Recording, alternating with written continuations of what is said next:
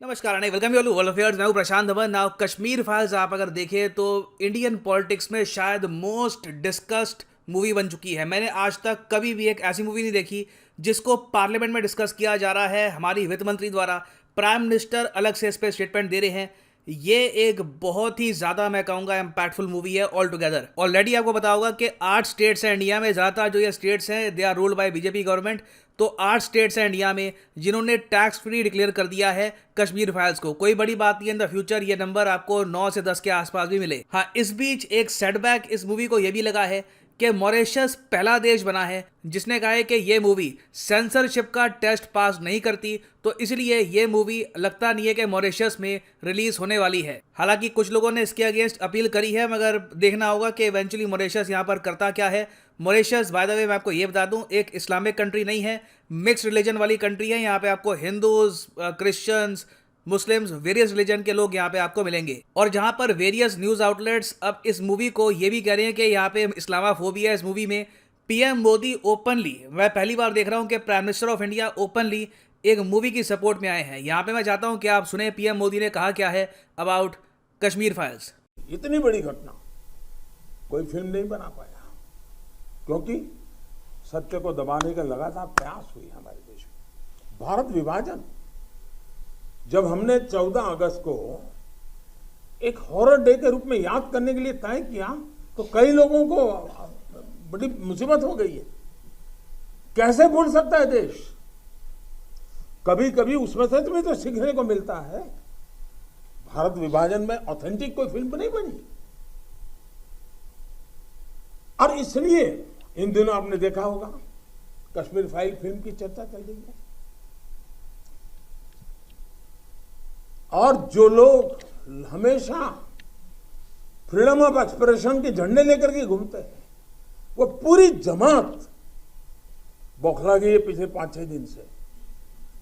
और ये फिल्म का तथ्यों के आधार पर, आर्ट के आधार पर उसकी विवेचना करने के बजाय उसको डिस्क्रेडिट करने के लिए बड़ा मुहिम चला है। आपने देखा होगा एक पूरी इकोसिस्टम कोई सत्य उजागर करने का साहस करे, उसको जो सत्य लगा उसने प्रस्तुत करने की कोशिश की, लेकिन उस सत्य को न समझने की तैयारी, न स्वीकारने की तैयारी है, न ही दुनिया इसको देखे इसके लिए उनकी मंजूरी है। जिस प्रकार का षड्यंत्र पिछले 5-6 दिन से चल रहा है।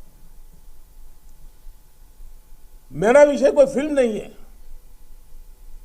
मेरा विषय है कि जो सत्य है उसको सही स्वरूप में देश के सामने लाना देश के भलाई के लिए होता है।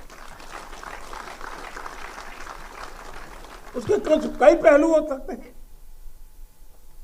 किसी को एक चीज नजर आती है, किसी को दूसरी नजर आएगी। जिनको लगता है कि ये फिल्म ठीक नहीं हो अपनी दूसरी फिल्म बनाए, कौन मना करता है?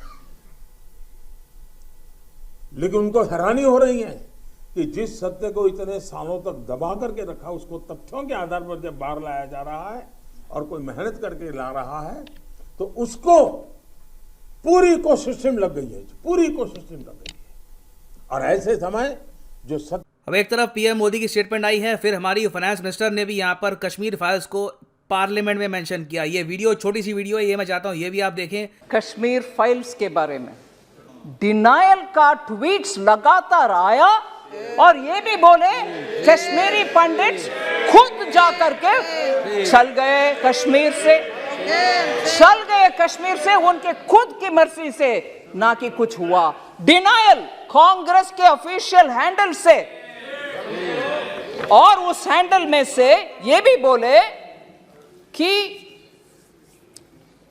अपने आप चले गए और हमारे पार्टी का बिलीफ है कि ये टेररिस्ट का काम था, कुछ काम था, पता नहीं। और खुद वो क्योंकि दिल्ली में उनको कुछ बेनिफिट्स मिल रही है, जमीन मिल रही है, जॉब मिल रही है, रिजर्वेशन, उसके लिए वो निकल गए। तो काफ़ी लंबा स्पीच दिया है यहाँ पर एक्चुअली फाइनेंस मिनिस्टर ने। इन्होंने बहुत सी यहाँ पर बातें बोली कि कश्मीर फाइल्स ने ट्रुथ यहाँ पर दिखाया है और कई पॉलिटिकल पार्टीज जो सच्चाई है उसको छुपाने की कोशिश कर रही है। तो this is a very controversial movie, perhaps the most controversial movie of our times. और इंटरेस्टिंग बात देखिए कि पीएम मोदी का जो सपोर्ट है इस मूवी को, ये एक ऐसे टाइम में आ गया है जब इंटरनेशनली इस्लामाफोबिया का जो इशू है बढ़ चढ़ के अब उठेगा। हुआ यहाँ पर क्या है, यहाँ पे आप देख पाओगे इमरान खान की ट्वीट है, कुछ ही मिनट्स पहले ये ट्वीट आई थी, मैं ये फॉलो करा था इस इशू को प्रॉपरली।